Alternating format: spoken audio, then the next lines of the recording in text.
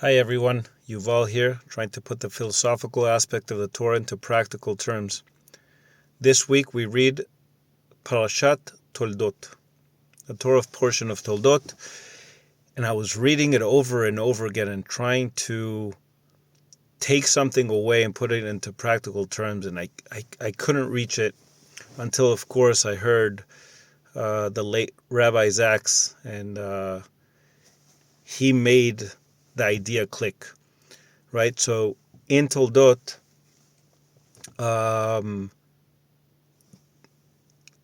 Isaac gives birth, of course, right, with Rivka to Yaakov and Esav.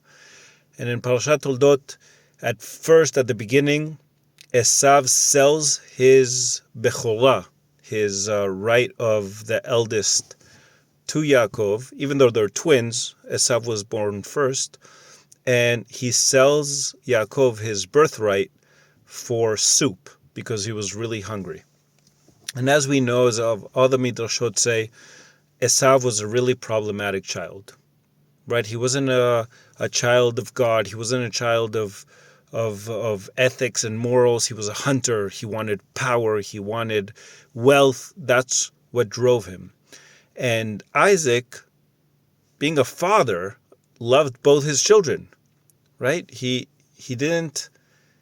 saw the good in Esav, not only Yaakov. It was clear to him always that Yaakov would get the bracha of the descendants that Abraham got, but he loved both his children, and he wanted Esav to do tshuva and to come back.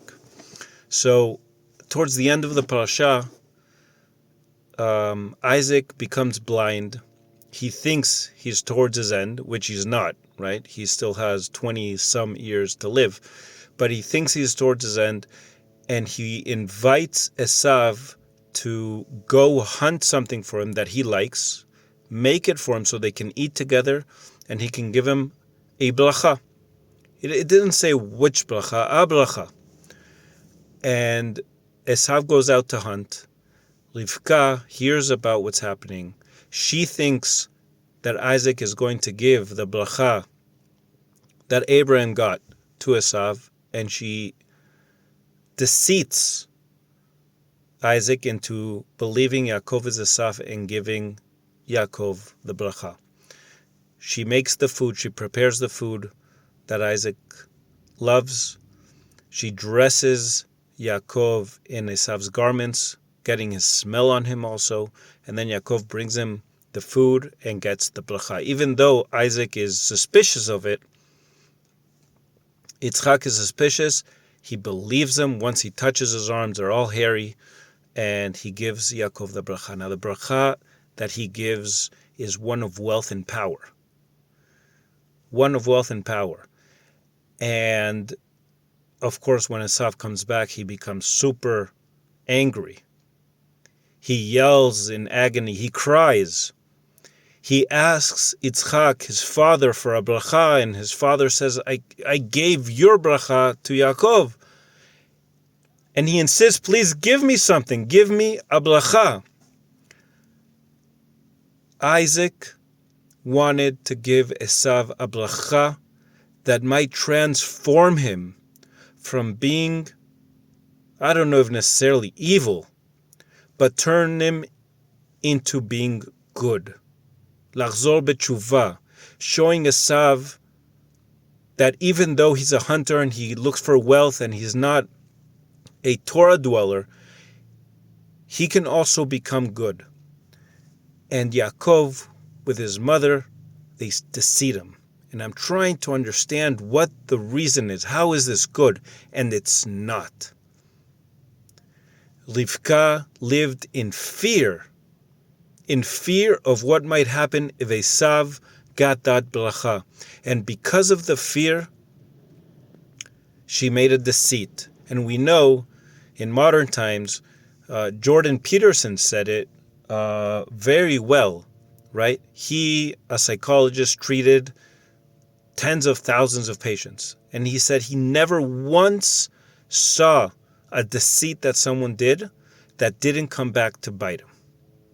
It can be anything.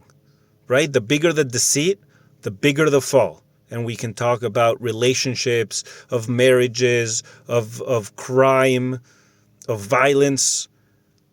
But anything that someone does that is wrong, including deceit, always comes back to bite them. And you can't understand this parasha without going forward and reading the rest of the next few parashot. Only then can you understand how bad it was.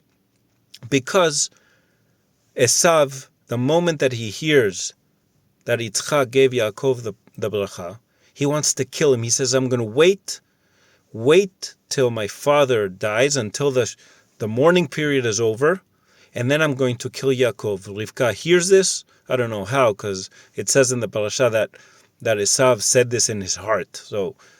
But Rivka, it says, she heard about it, and she tells Yaakov to leave to go to Lavan, her brother, to find a bride. And that's what Yaakov does after getting Yitzchak's blessing. Here they come to him. And Yitzchak, as mad as he was, he gives Yaakov a bracha.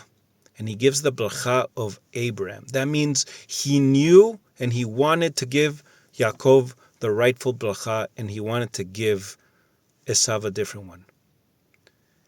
And the problem here is, putting into practical terms, deceit will only bite us in the ass. It will come for us. And deceit comes when we live in fear. When we don't trust, when we live in fear.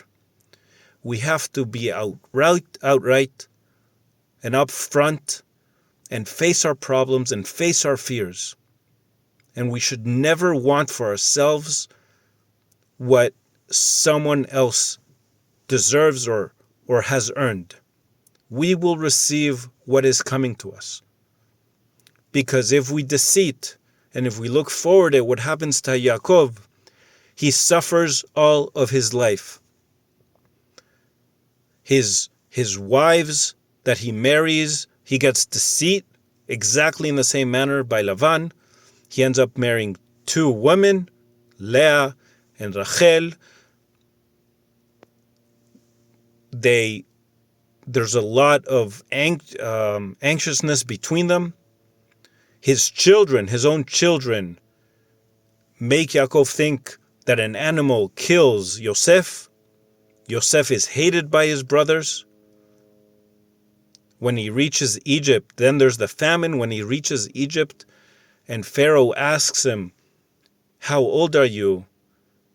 Yaakov ends up saying, my life is long and hard. And this is what we learn in this parasha, that we shall not live in fear, we shall not deceit, and we shall be happy with what we have and concentrate our efforts in overcoming obstacles and hardships. So let us all keep that in mind and go into Shabbat strong and do another mitzvah. And let us all have a Shabbat Shalom.